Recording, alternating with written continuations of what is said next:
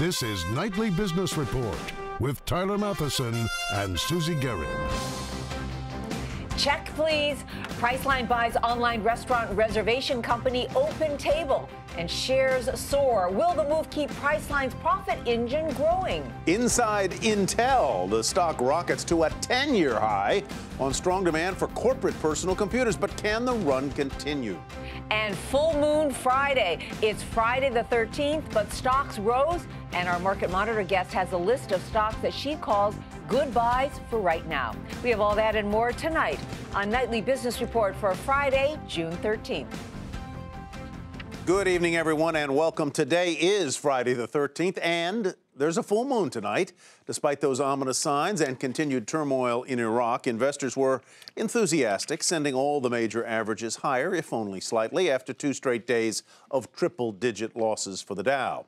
The blue-chip Dow stocks got a bit of a boost from shares of Intel, which rose nearly 7% after it raised its full-year guidance on strong demand from businesses for personal computers that use its chips. And a dip in consumer sentiment for June was offset by a drop in wholesale inflation last month, thanks to lower costs for food and energy. Here's how the markets looked at the closing bell today. The Dow was 41 points higher at 16,775. NASDAQ gained 13 to close at 4310. And finishing 6 points higher was the S&P at 1936. But for the week, the Dow and the S&P turned in their worst performing weeks in 2 months. A more stable, calmer day in the oil markets today, but oil prices still pumped higher. Despite Sunni militants continuing their march toward Baghdad, there are no signs of supply problems coming out of Iraq. On the NYMEX, West Texas Intermediate up slightly, closing at nearly $107 a barrel. Brent crude ended the day at $113 a barrel. Meanwhile, from the White House today, President Obama spoke again about Iraq, saying, quote, "The United States will do our part, but not by sending troops." Iraq needs additional support to break the momentum of extremist groups and bolster the capabilities of Iraqi security forces. We will not be sending U.S. troops back into combat in Iraq, but I have asked my national security team to prepare a range of other options that could help support Iraq security forces, and I'll be reviewing those options in the days ahead. President Obama also said American action is going to take several days, and people should not expect this is something that will happen overnight. Well, reservations are now being accepted by Priceline.com, the online travel site, paying $103 a share or $2.6 billion cash for the restaurant reservation site OpenTable. If you give a waiter $2.6 billion, you'll get a table. Investors gobbled up shares of OpenTable today, sending the stock 48% higher. Shares of Priceline down 3%. So what synergies does Priceline see by acquiring OpenTable? And is this a case of if you can't grow growth, you buy it? Julia Borston has more. With restaurant booking company OpenTable, Priceline is expanding beyond the crowded travel booking business with the leader in a new field. They want to expand into the area, and OpenTable is the biggest player in that area, I think. So, and you know, there's a lot of global expansion to be had. It's a hard business for OpenTable to have been on their own, and they were definitely looking for expansion themselves. OpenTable has 15 million monthly users who book tables at the more than 31,000 restaurants which use its software. And while OpenTable will operate independently, that's a valuable new audience for Priceline to target its services. OpenTable has significant potential to expand. Just 20% of its restaurants are outside the United States, and Priceline has a proven track record with building relationships with hotels overseas. Plus, OpenTable is focused on mobile growth. If you think of the scenarios of, paying your check at the table or paying your hotel room in your room without having to go to the waiter or go to the checkout desk, those are obvious ideas that we want to look into. The deal shines a spotlight on related stocks, Yelp, Groupon, and food delivery site Grubhub, and sent their shares soaring. With Priceline facing growing competition and slowing growth, is just the latest company to turn to acquisitions to drive results. With Apple buying Beats and Facebook buying WhatsApp, internet companies in particular are looking at M&A to sustain returns. For Nightly Business Report, I'm Julia Borston in Los Angeles. The other standout stock of the day, Intel. As we reported, its shares jumped almost 7% to just about $30 a share. This is its highest level in a decade. Investors bought up the stock after the company raised its revenue guidance. As we told you last night, the semiconductor maker is citing strong corporate sales for its upbeat outlook. So, is it time to add Intel to your portfolio? We turn to Doug Friedman with RBC Capital Markets in San Francisco. So, Doug, let me just ask you the basic question. Buy, sell, or hold Intel at this point? What are you telling your clients? We're telling our clients to hold on to it. We have a sector perform rating, and we're very bullish on the overall semiconductor sector, of which Intel's a major part of. When you call it a sector perform, what does that really mean, and how well do you expect the sector to perform? Because it's basically a commoditized sector these days. I would agree that the sector is, I don't know that I would call it commoditized. What I would say is that the sector is mature, and we're seeing a behavior out of our companies along those lines where we're getting much greater cash return out of the sector. And I think that the sector still has legs in terms of its ability to return cash flow to investors. And there are still attractive names within the group despite the outperformance that it's put up this year. It seems like the main reason that there's so much interest now in Intel is because Microsoft is retiring its Windows XP operating system, and so a lot of people will be upgrading with their PCs. So is this a short-term phenomenon, or is this something that goes beyond the next 6 months or so? That's a huge question that we're really trying to answer, and is very hard to get at the core of right now. There's no doubt that there is some impact from corporations that need to get off of XP operating systems still being used by a very large number of the installed base. And as a result of that, they are likely probably buying some new hardware. We did have quite a bit of cannibalization occurring of the computing market by tablets, a market that Intel is only this year pushing into with a subsidy program. So there's a couple of moving pieces that we're trying to dig at. I would say the market is benefiting from the Windows upgrade cycle, and we think that that lasts at least another quarter. It's probably going to take 6 or 9 months to figure out just what type of an impact it's having. Where does Intel stand with respect to chips for mobile products, and do you find that to be a particular weak backhand for this company? I would completely agree that they are pretty much coming from a ground level of almost zero in the mobile market. Investors are incredibly focused on how well they will do there, whether they can get into that market. Management is dedicated to getting into the market. They're losing billions of dollars a year in their efforts to break into this market. We happen to advocate a buy over build strategy. I think they should be more acquisitive in the space as opposed to trying to invest in it from the ground up. All right, lots of good information. Thanks so much, Doug. Doug Friedman with RBC Capital Markets. Well, the nation's diabetes epidemic is growing at an alarming rate, with nearly 1 in 10 Americans suffering from the disease.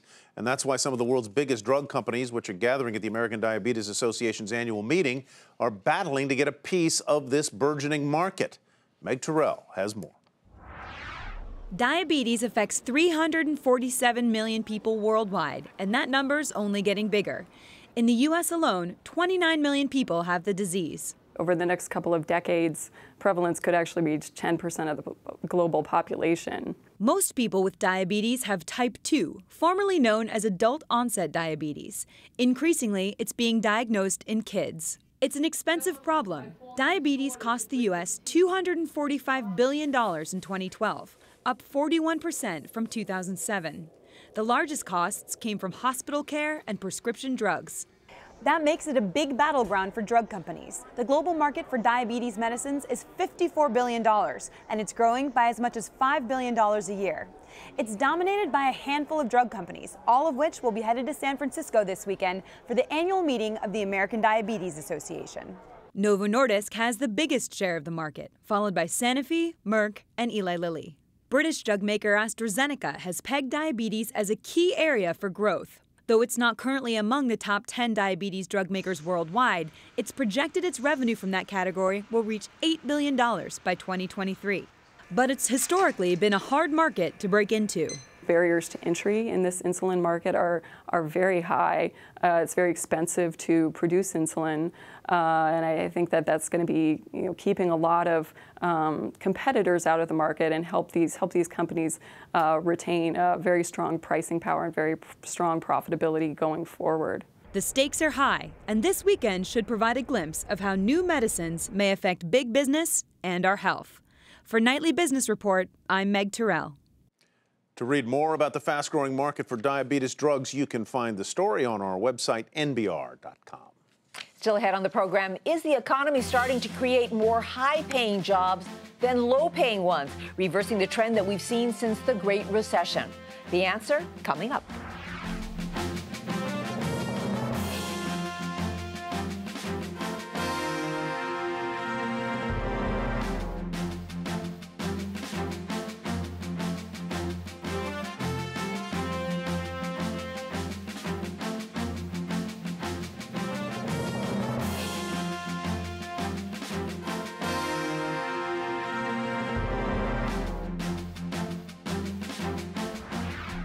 U.S. economic growth is expected to accelerate in the coming months to the fastest pace in a decade. The Paris-based Organization for Economic Cooperation and Development is now forecasting economic growth of 2.5% this year and even more in 2015, thanks to the domestic energy boom, a strong U.S. stock market, and a rebound in jobs. Some encouraging news about the U.S. job market. It turns out that a new report says many of the jobs created since the recovery are for high-wage workers, not for low-wage workers as previously thought. Steve Leisman explains. While the economy's produced a lot of low-paying jobs since the recession ended, a new report suggests quality, good-paying jobs are making a comeback. Wells Fargo economist Sarah House looked at job growth in just the past year and found a much more upbeat picture than we've seen since the recession. The number of high-paying jobs created now running ahead of the low-paying ones, reversing the trend. We're actually seeing higher-paying jobs outpace low-paying jobs. Above-average industries have actually been hiring more quickly. Among the industries leading the charge, oil and gas. America's fast-growing energy industry means faster job growth in a business with average wages of nearly $31 an hour. Less physically rigorous but still high-paying is job growth in professional and business services, where 635,000 jobs have been added in the past year, and the average wage nearly $30 an hour. These are the jobs of accountants, lawyers, architects, and managers. The trend makes House more optimistic on the overall economy. Consumers have a little more wiggle room in their budgets to go out and spend. It means potentially they can save more, put a little more money into their retirement funds. And so this is overall a really positive sign that we're seeing from the labor market. Of course, there are still plenty of low-paying jobs being created, like in retail and food services. The leisure and hospitality industry, where wages are just $14 an hour on average, grew by 400,000 in the past year. But there's some good news there, too. Wages in the sector grew an above average 3%. With millions of Americans still and underemployed, there's a long way to go before declaring the job market healthy. But good job growth in some better paying industries gives Americans hope that they could find a few more dollars in their paychecks this year, and that could help put the economy on better footing. For Nightly Business Report, I'm Steve Leisman. Also helping the economic recovery, the rebound in housing. But even though home prices keep rising and credit is still tight, some borrowers who have previously lost a home to foreclosure can actually become homeowners again. And the number of these so-called boomerang buyers is rising fast. Diana Olick has their story. Linda Van Doren lost her job in 2007. Unable to pay her bills, soon after, she also lost her Tampa area home. It was either eat, stay in a home I couldn't afford with no money not coming in, and I had a short sale, and it was devastating. But Van Doren never gave up on home ownership. In the back of my mind, I knew what I was going to do. I was going to purchase another home when I could, and I did exactly that. We see a lot of the boomerang buyers. I'd probably say about 20% of my current clientele has either suffered a short sale or a foreclosure in the past and are now rebuying back into the marketplace. Many of Matt Weaver's clients are using a program launched last summer by none other than the government itself, the FHA's so-called Back to Work program. Borrowers need to show they lost at least 20% of household income for at least 6 months, and that caused the loss of the home. They then need to show they recovered from that with satisfactory credit for a minimum 12 months. These are fully documented loans showing employment and other debt. But yes, you can get a new loan for another home at just 3.5% down and a competitive rate. The program, however, is not for everyone. Well, you still have to have the right housing to debt ratios. That's key. If you were indebted, you're not going to get a mortgage. Despite improvements in the foreclosure rate, hundreds of thousands of Americans today are still losing their homes. Linda Van Doren waited 3 years to get back into ownership, but even that was faster than she ever expected. It's mine. I can do what I want to do. I love it. I come to work and I know what I'm working for. There are no hard numbers yet as to how many borrowers have used the new FHA program, but just a little perspective, it is a very tiny fraction of the more than 7 million homeowners who lost their homes to foreclosure or short sale since the housing crisis began. For Nightly Business Report, I'm Diana Olick in Washington. The Justice Department is getting ready to take Citigroup to court unless the bank agrees to pay more than $10 billion in fines. And that's where we begin tonight's Market Focus. Citigroup is facing charges that it ripped off investors by selling risky mortgage-backed securities, which later went bad ahead of the financial crisis. Reports say Citigroup offered $4 billion to settle the charges, but the feds are looking for much more. Shares fell about 1.5% to $47.59. The owners of Univision are reportedly looking to sell the business for $20 billion. The Spanish-language broadcaster is talking with several media giants, including CBS and Time Warner, according to those reports. It was expected that Univision's owners were going to take the company public next year.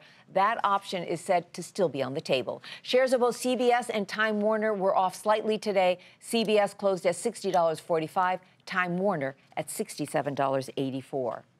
An update on the possible Sprint-T-Mobile merger. There are reports now that a definitive deal between the telecom companies are still weeks away, but they have agreed on some terms. Reportedly, the merged company will be branded T-Mobile, not Sprint, and the two agreed on a $2 billion breakup fee. Shares of Sprint rose more than 1.5% to $8.73. T-Mobile fell a fraction to $32.91.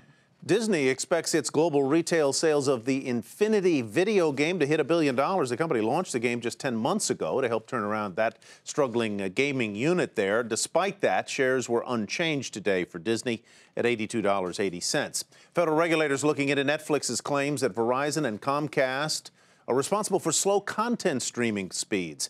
Netflix has been complaining about deals it has had to cut with the two companies to ensure that its videos get to customers without hitches.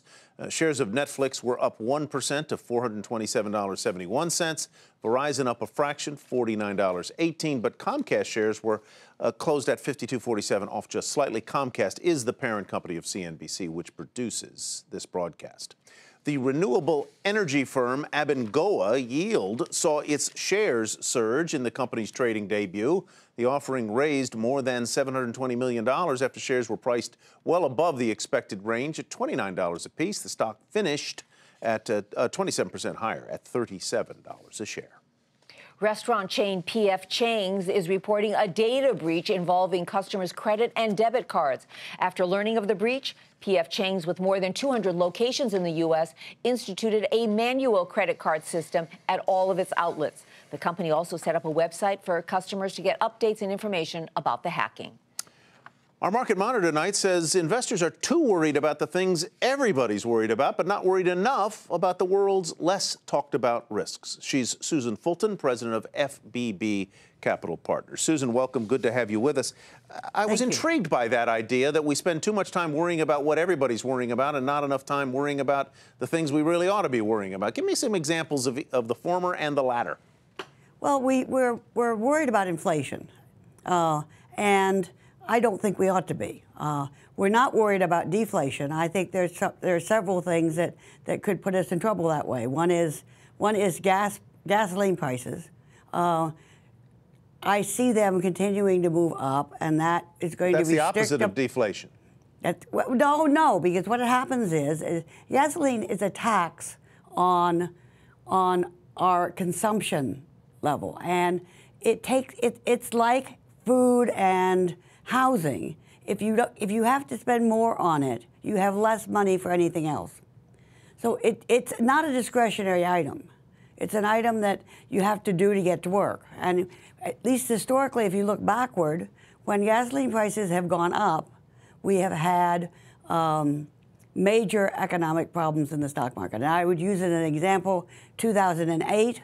The first sign that our firm saw that the world was going to be in trouble was when gas prices got to $145 a barrel. Mm-hmm. And we sold half our gas. Mm-hmm. Because what it was going to do is contract the market, which is exactly what it did. Mm-hmm. The second thing is the Europeans are now charging, or actually have a negative interest rate, and they're hoping that's going to get their banks to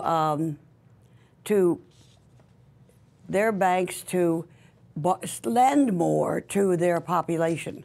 But since everybody is lazy and bankers are lazier than the average, what it's actually going to do is have their bankers buying treasuries, which will keep treasury yields way down.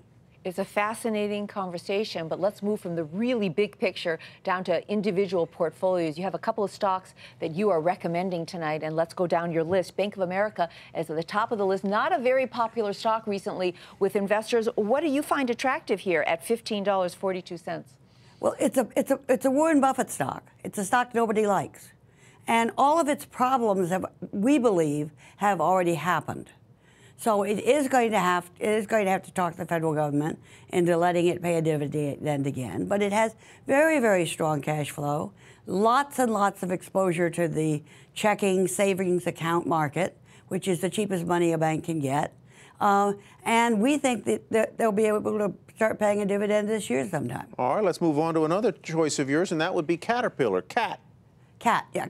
Cat was a dog last year. It's begun moving up this year. It's had a little bit of a pullback. We think it's undervalued right now. We think that it may have run a little bit ahead of itself, but we think that it has lots of get up and go, and it's a global growth market. Mm-hmm, mm-hmm. Let's talk about Mondelez, ticker symbol MDLZ. You have a $42 price target on this stock. How do you get there? What drives it? Well, the two things that we think are going to drive Mondelez up is, number one, the developing market. It's the old Kraft overseas. Right. So it's a developing market play. It's the kind of thing people buy when they first begin to get money. And the second thing is it's got an activist investor in who's bought a substantial part of it, who's looking at cutting costs and increasing shareholder value. So it's got some pressure on its back. All right, Susan, thank you very much for being with us tonight. Do you have any disclosures about those three stocks you mentioned? No, I own none of them. Okay, Susan Fulton is president of FBB Capital Partners. Thanks again. And coming up, stuck in the rough as the U.S. Open gets underway, what's the golf industry doing to get people swinging again?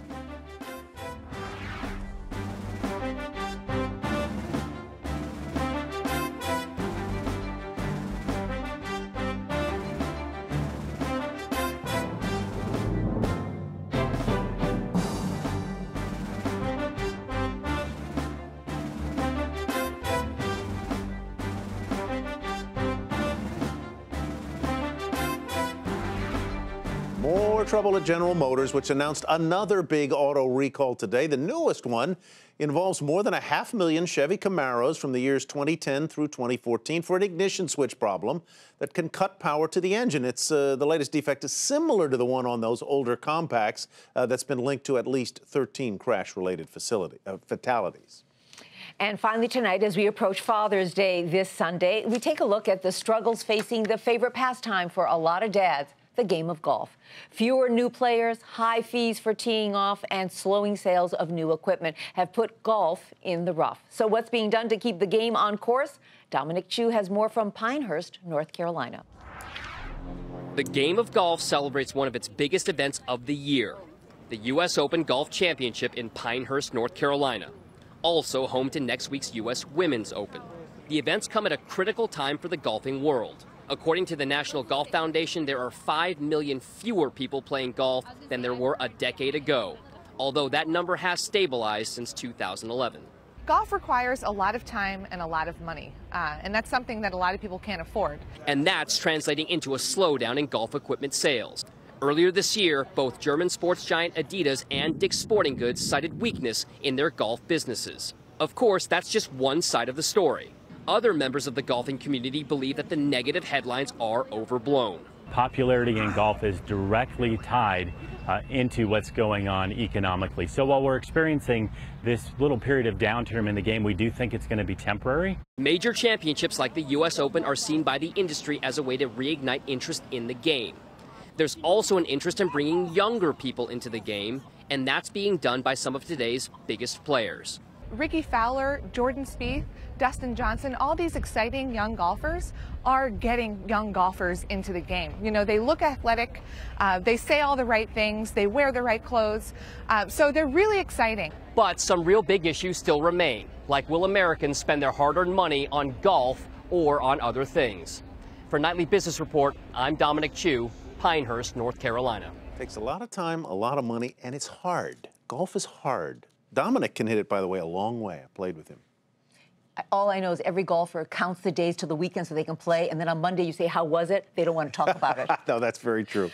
That's Nightly Business Report for tonight. I'm Susie Garib. Happy Father's Day, everyone. Tyler, Thank you. You have a great time with your boys? We will indeed. And to everyone, a happy Father's Day. I'm Tyler Matheson. Have a great weekend.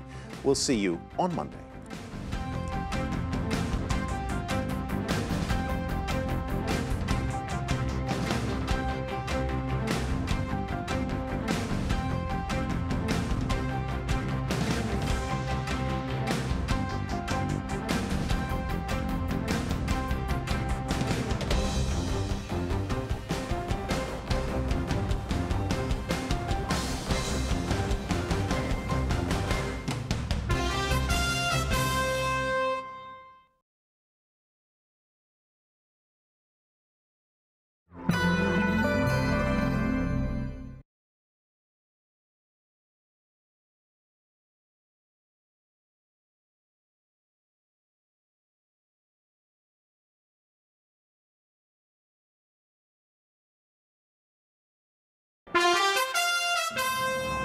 I'm Susie Garib with the Nightly Business Report News Brief. Oil prices climbed higher, approaching $107 a barrel on continued violence in Iraq. President Obama said the U.S. is weighing options on how to help Iraq, but will not send troops. Despite a full moon and today being Friday the 13th, investors weren't spooked. Stocks rose, but were lower for the week. The Dow rose 41 points, the Nasdaq up 13, the S&P added 6 points. Shares of Intel surged nearly 7% to its highest level in a decade. Investors turned bullish after Intel said there's strong demand from businesses for personal computers using its chips. And travel website Priceline.com is paying $2.5 billion in cash for the restaurant reservation site OpenTable. Be sure to tune into Nightly Business Report right here on your public television station.